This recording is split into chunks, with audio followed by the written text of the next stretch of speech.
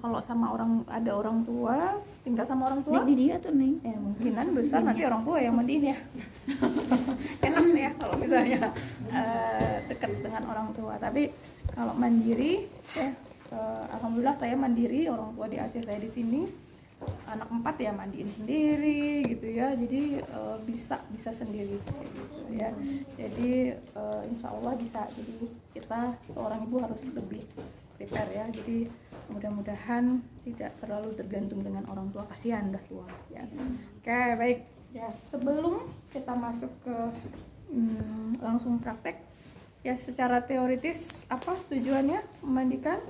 Membersihkan rasa nyaman, terus memberikan rasa nyaman, terus pengencer sirkulasi darah, mencegah infeksi, meningkatkan tubuh, mencegah integritas, satu lagi konsentrasi anak. Ya tentu saja. Ya, bagaimana mencegah infeksi? Tentu saja pada saat bayi baru lahir itu kan tali pusatnya belum putus ya, belum putus nih kondisinya, masih ada tali pusatnya. Nah berarti kita selain memandikan, kita ada perawatan tali pusat. Nah inilah tujuannya, salah satu adalah bisa apa, mencegah ya infeksi. Kayak gini, ini kan kena dengan dunia luar nih ya, jadi nggak terlalu sensitif. Tapi kalau sikut ini begitu agak terasa panas sedikit, dia akan terasa. Kita tambahin air ya, jadi biar takutnya nanti babynya kena terlalu panas luka bakar. Begitu juga terlalu kedinginan, takutnya hipotermi kayak gitu ya. Jadi pakai sikut ya. Selanjutnya ada berat badan juga digunakan karena bayi itu setiap hari ditimbang berat badannya gitu ya. Ini alatnya. Terus ada alat yang lain juga di sini, ada apa ya, terus ada waslapnya, kita menggunakan 2 waslapnya ya, waslapnya 2. Terus ada baju gantinya ya, baju gantinya ada permel, ada bajunya, ada popoknya, ada untuk ini untuk kakinya ya, sarung kaki, sarung tangan yang di dalam sini. Terus ada juga barak short ya, barak short mungkin bisa saya langsung pakai saja barak short. Terus ada juga handuk teman-teman, ada handuk ya, handuk di sini ada disediakan 2, tapi cukup ya, tergantung kondisinya, cukup 1 kah atau perlu 2, tergantung kondisinya ya, cukup 1 saja. Terus di sini juga ada ya, kita lihat di sini ada kapas. Ini isinya adalah bukan alkohol tapi ini air hangat ya, air hangat.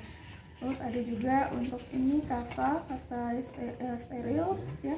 Terus ada ini apa namanya, swab ya, sisir, ada untuk suhu juga ya, untuk suhu. Jadi sebelum dia mandi kita ukur suhunya ya, takutnya anaknya apa, demam, hipertermi. Kalau hipertermi kita nggak usah mandikan, mungkin hanya diseka saja ya gitu. Jadi kita harus validasi dulu anaknya demam atau tidak gitu ya.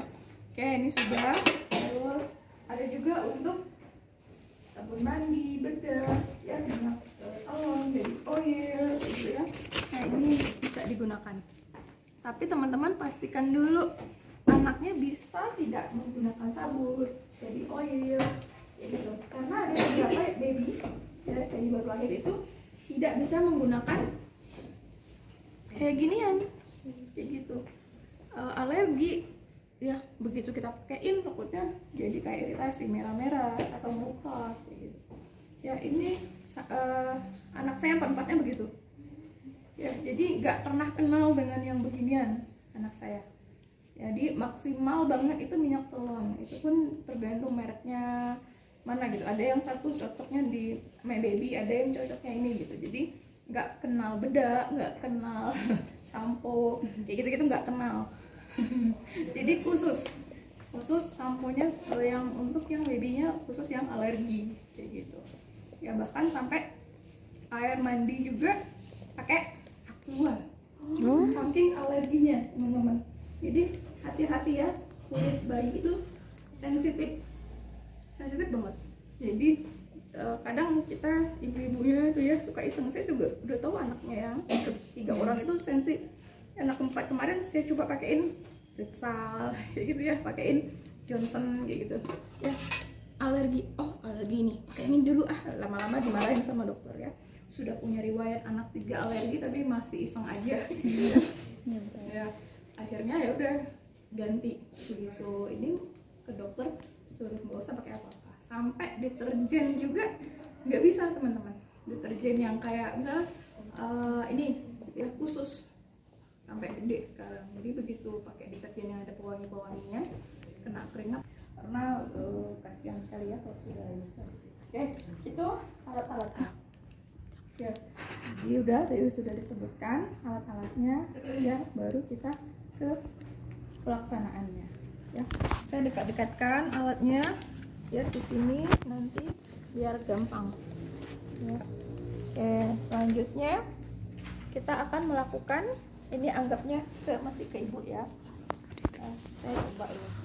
Setelah itu kita cek perencanaannya, benarkah bayi ini bisa dilakukan mandi ya. Biasanya suka ada di catatan keperawatannya, bayi ini lakukan tindakan bisa boleh mandi kah atau tidak.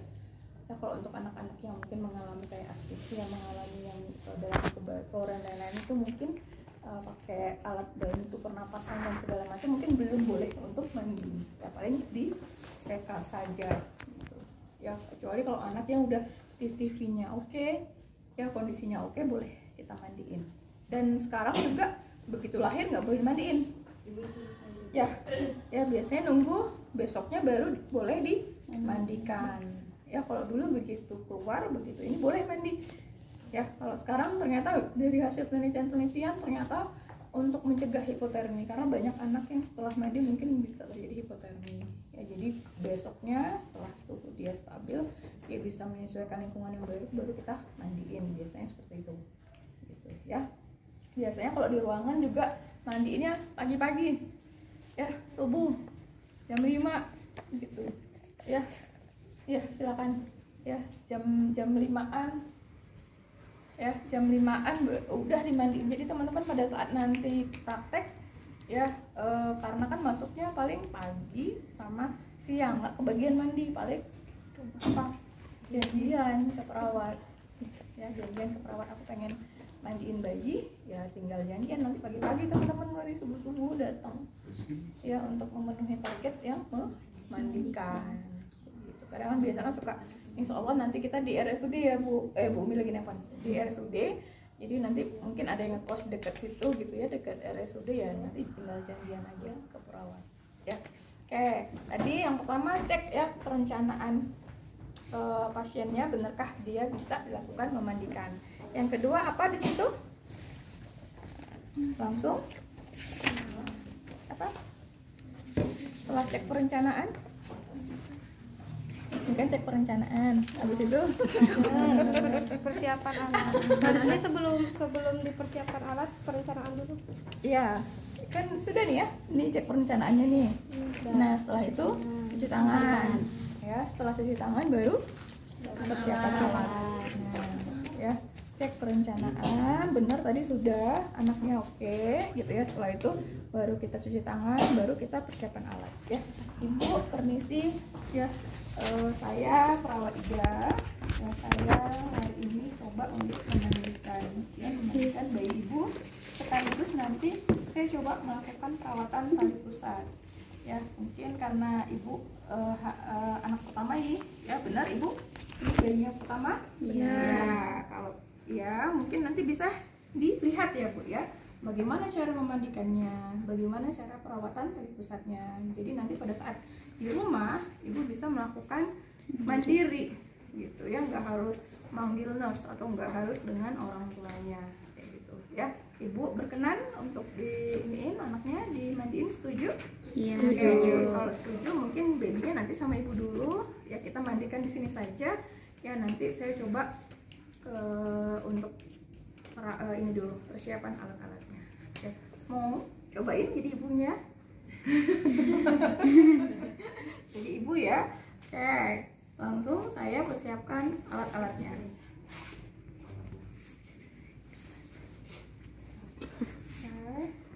Kalau di situ sebenarnya nggak ada. Ini untuk memudahkan kita ya teman-teman. Nanti kadang handuknya kemana, babynya udah basah-basahan gitu ya. Wah udah ribet dah. Nah ini juga untuk memudahkan kita juga. Boleh ya kalau misalnya perlu dicatat susunannya dan segala macam boleh. Ya, ini untuk membantu kita. Untuk laki-laki wajib bisa nggak? Iyalah, Bapak kan dicari bapak. ya kan calon bapak. Iya. Calon bapak harus bisa. Kalau Ewang ada. Mm-mm.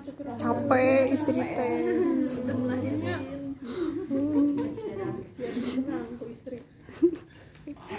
Oh, sayang sama istri teh, perjuangannya. Lihat aja nanti ya saat melahirkan. Saya 4 anak, saya nggak akan mau ngeden sebelum ada suami saya. Jangan ya Kang.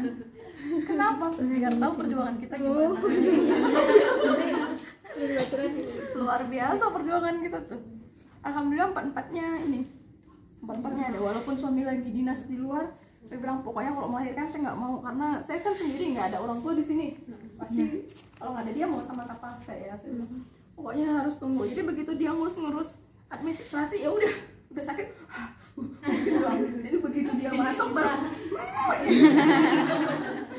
jadi begitu ya keisengannya baik lagi dah. Jadi karena ada yang mau melahirkan dari ini. Berapa bulan nih?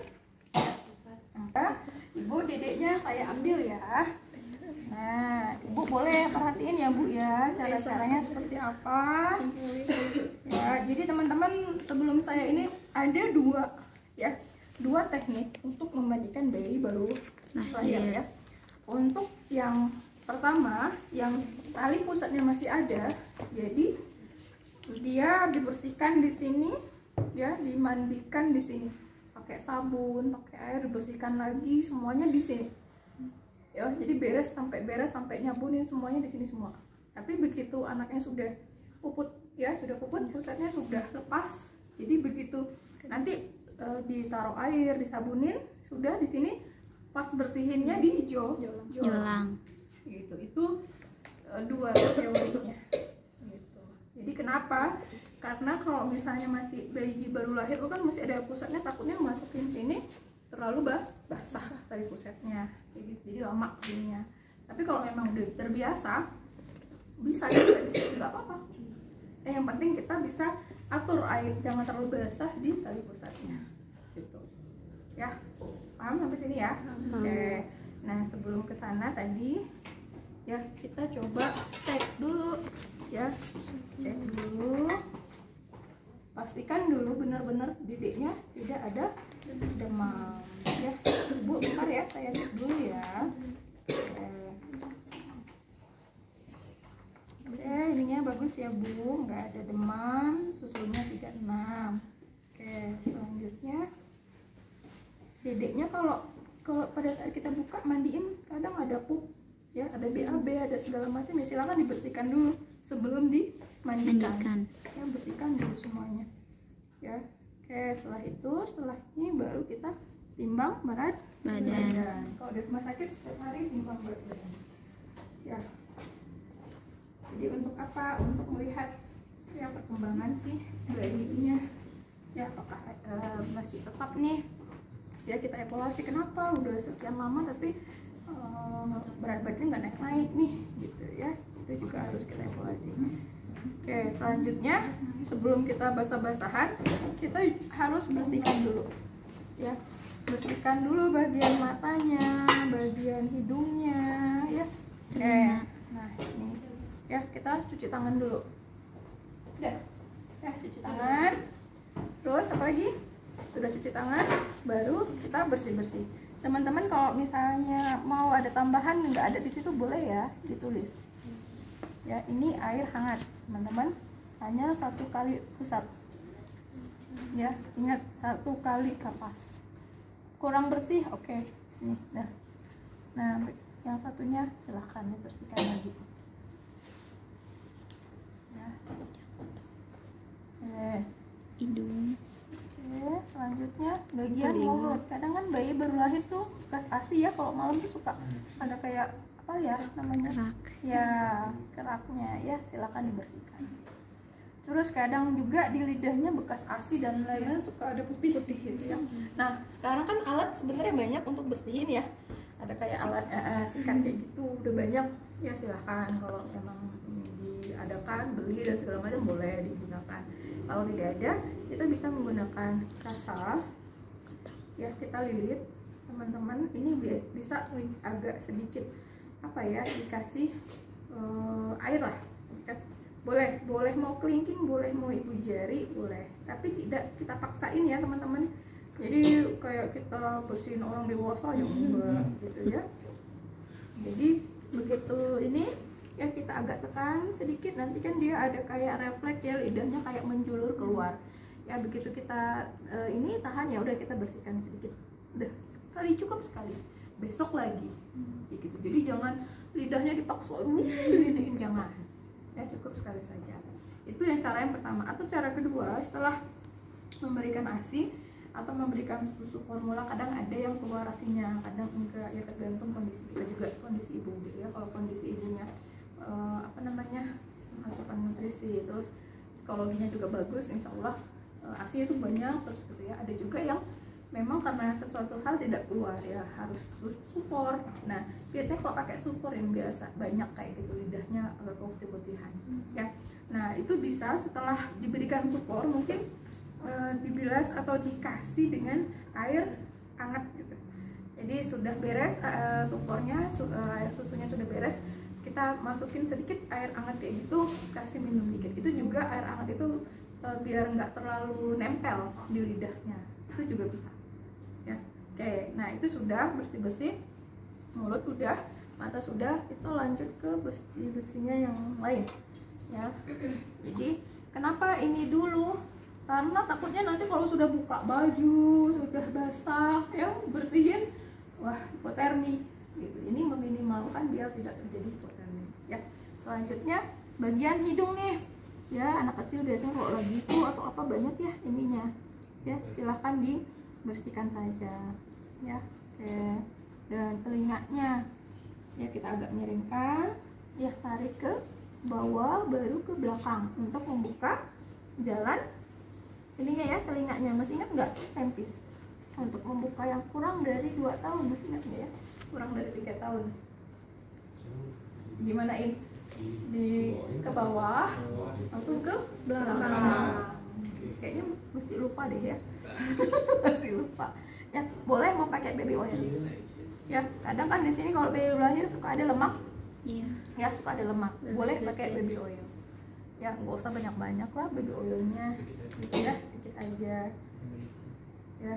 Nah ini untuk apa? Untuk mempermudah ya, kadang kotorannya ya, tadi sudah kita ini ya, kotorannya suka ada nempel kayak kerak-kerak kayak gitu ya, di sini juga kayak gitu. Kita boleh kita bersihkan ya.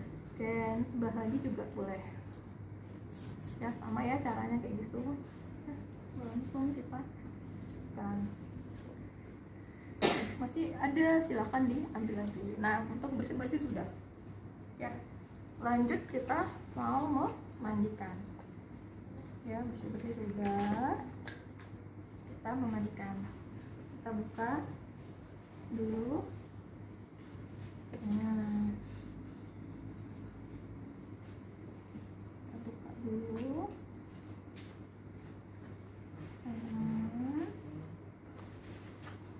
Relonya pada saat bayi kayak gini nggak mau diem ya, nangis segala macam, aktif dan segala macam ya. Ini mah pentem jadi enak nih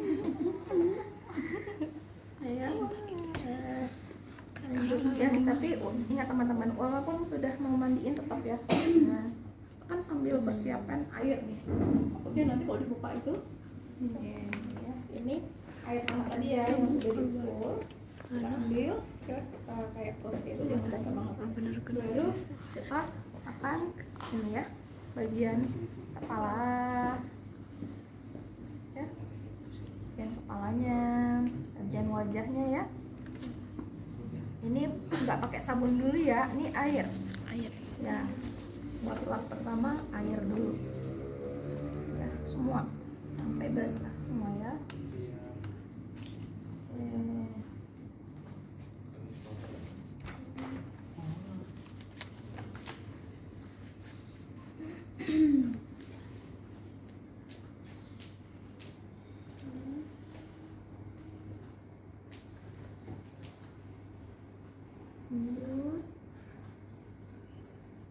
Nah, ini kan sudah basah semua. Tetap ya kita pertahankan, kita tutup lagi nih ya, takutnya dedeknya kedinginan ya. Lanjut ya, kita bilas lagi, baru pakai sabun ya. Pastikan juga deh ibu dedeknya nggak ada alergi sabun kan ya. Kalau ada ya nggak usah, kalau selama di bulan ini nggak ada ya. Oke, kita ini ya, ini udah pakai sabun ya. Sampun, kita sampoin. Kadang kan biasa suka 3-in-1 atau 2-in-1 ya, biasanya lihat ya di tuh gitu, bisa jadi untuk sampo, bisa jadi untuk ya. Udah 2-in-1 apa? Bisa jadi sabun, bisa jadi sabun. Nah, ini kalau pakai sabun temen-temen, kita nyabuninnya hanya sampai di pergelangan tangan gitu. Takutnya kalau kena ini di dibawakan dulu. Ya, jadi kalau udah pakai sabun kita sampai ini. Tadi kan pakai air kita semua tuh ya. Nah, pakai sabun cuma sampai pergelangan tangannya aja. Ya. Nah, takutnya nanti malah ini, karena dia di fase oral, anak-anak suka ini ya, tanpa ini masuk mulut kita nggak perhatiin, wah udah. Nah, kalau ada BAB silakan dibersihkan ya, bersihkan terlebih dahulu baru mandiin. Ini sudah ya, dia sudah sabunan. Selanjutnya ini bayi yang masih ada tali pusat ya, berarti saya juga akan ngebilasnya di sini. Tutup lagi, ini yang baru ya, wastaf yang baru. Nih, air kan masih bersih, jadi belum ada sabun-sabun karena kan tadi sabunnya cuma kita angkat sini ya. Nah, ini baru kita bilas sampai bersih, sampai bersih.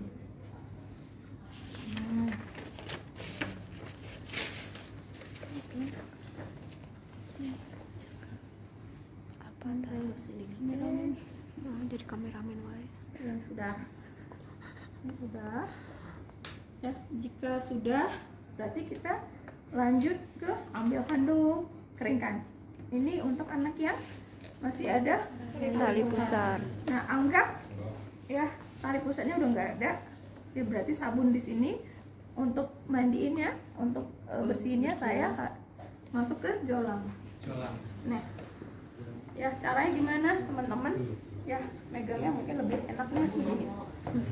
Ya, nah saya akan bilas dulu kepalanya, jadi jangan masukin langsung, tapi saya bilas dulu ya bagian wajahnya, bersihkan ya, bagian rambutnya sampai bersih dulu ya, sampai bersih bagian rambutnya. Setelah itu baru kita masukin ke jolang. Nih lihat posisinya, posisi tangannya yang bagian lehernya ditopang dengan tangan kita nih ya, sikut kita tangan lah ya.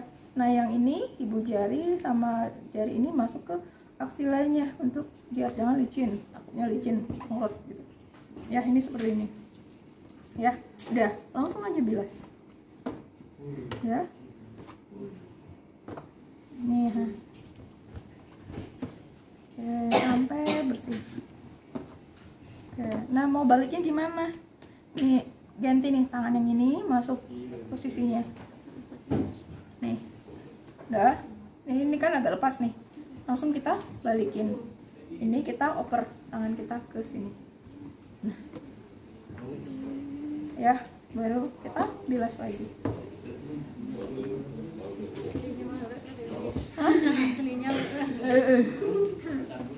Iya,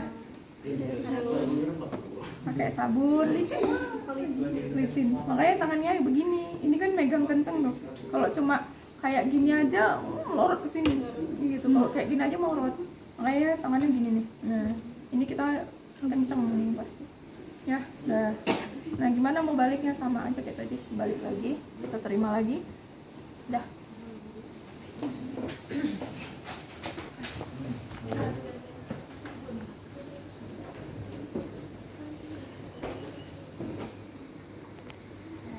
kita handuk.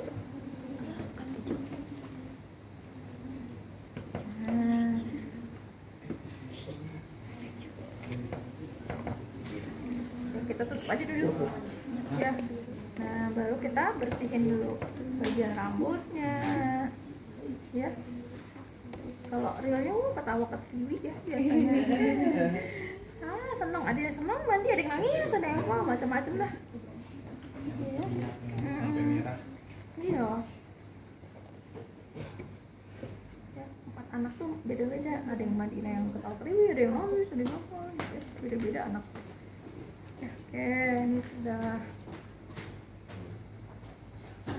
dah ini udah kering nih bagian belakangnya nih ya. Dah ya, kita persiapan untuk apa, perawatan balik khusus ya. Kita tutup dulu, kita sambil persiapan ya. Cuci tangan ya, tangan. Setelah cuci tangan saya siap-siap untuk apa, untuk pakai handscoon ya. Teman-teman pakai handscoon teman-teman.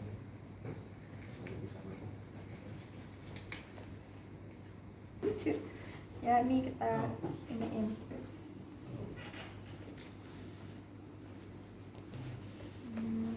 Begitu kali sudah ya, kita ambil ini ya. Sebenarnya kita untuk membersihkan, kalau zaman dulu nih ya, zaman dulu itu pakai betadine gitu ya. Betadine nanti diolesin kayak gini gitu ya, pakai biotin dan yang lain. Nah, semakin kesini kan banyak ya penelitian dan segala macam. Ternyata kalau dari hasil penelitian pakai betadine itu memang bisa mencegah infeksi, tapi lama keringnya gitu, lembab dianya gitu, jadi lama juga puputnya kayak gitu ya. Jadi kalau untuk sekarang udah mandi, kalau mau dibersihkan ya sudah dikeringkan aja ya. Tap-tap pakai, boleh pakai kasa ya, boleh pakai kasa atau pakai kapas ini alcohol swab. Saya biasanya pakai alcohol swab ya. Yang pertama dia cepat kering, yang kedua juga kan kalau misalnya tadi ada kayak cairan, ada apa kayak infeksi kayak gitu, dia akan kayak kering gitu dengan alkohol ya, dan cepat kering juga gitu.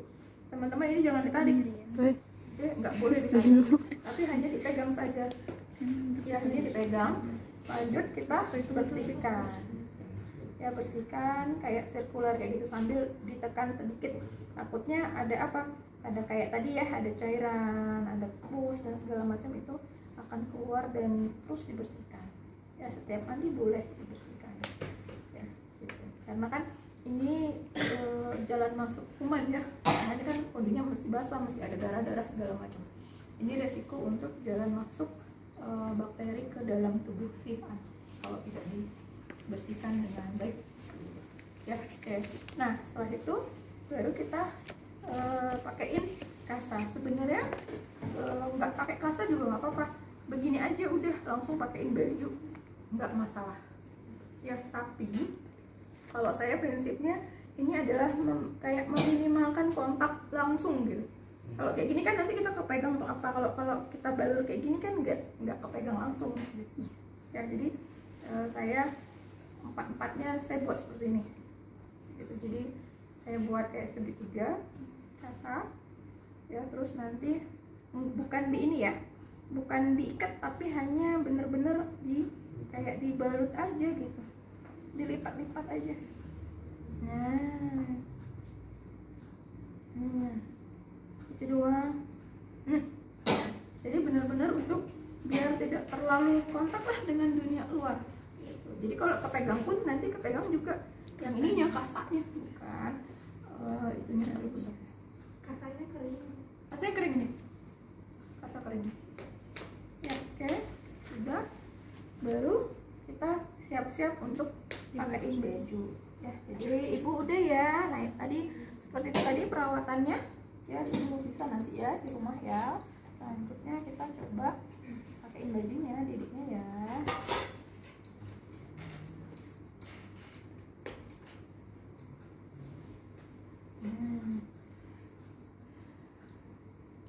Ya, ibu didiknya bisa ya pakai bedak, pakai minyak telon, pakai baby oil bisa ya.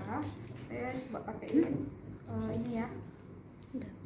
Ya, baby oil dulu, baby oil, minyak telon dulu. Ya, anak saya nggak bisa pakai minyak telon juga nggak bisa. Jadi bener-bener kalau baby orang harum ya.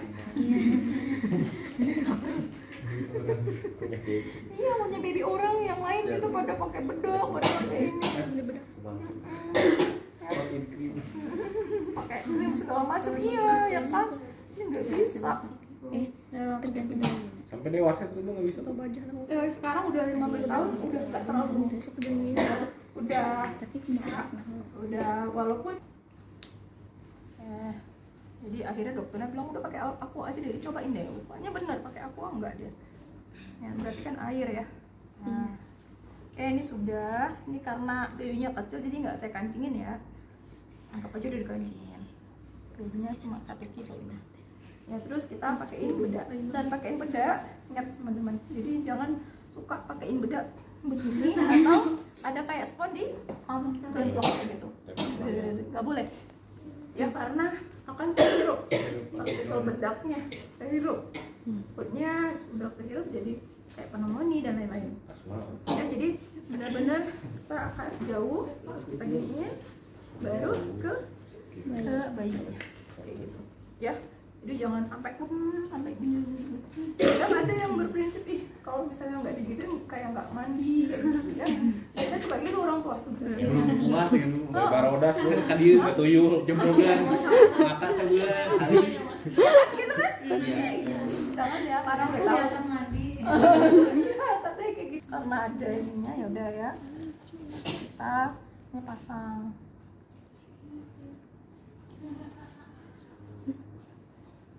Tapi malah katanya udah ini. Karena nggak salah. Dan satu lagi pada saat bedong nggak usah pakai gurita. Tahu teman-teman gurita? Tahu. Nggak usah ya. Katanya biar bincit. Itu mah malah nggak bagus untuk Gurita ini. tuh semua. Gurita banyak talinya gitu. Di tali-tali. Paling bantet. Tahu. Jadi dia kan tali-tali kan. Iya. Tes Itu sesek yang pergerakan dadanya, pernapasannya juga kurang bagus ke anaknya nantinya. Gitu. Terus dahulu tujuannya buat apa? Katanya Buat gak buncit. Iya biar gak buncit. Ya. Kan bisa olahraga. Senang push up, korok dah. Sit pack. sis. Ini mah nggak usah diikat kenceng-kenceng ya, saya selip gitu aja. Yang mau punya baby nih, jangan diikat kenceng-kenceng. Kadang ada yang di sini. Iya. Pakai Ini aja kayak ini aja. Iya, cuma diselip aja. Ini tuh tujuannya jangan terjadi hipotermi aja. Dah. Bukan buat Bukan untuk kakinya nanti ini. Iya, jalannya katanya. Enggak. Justru malah kalau kenceng banget Pegang. Tapi bener bu katanya kalau yang dulu senang kalau nggak di kenceng-kenceng teh soal di mana.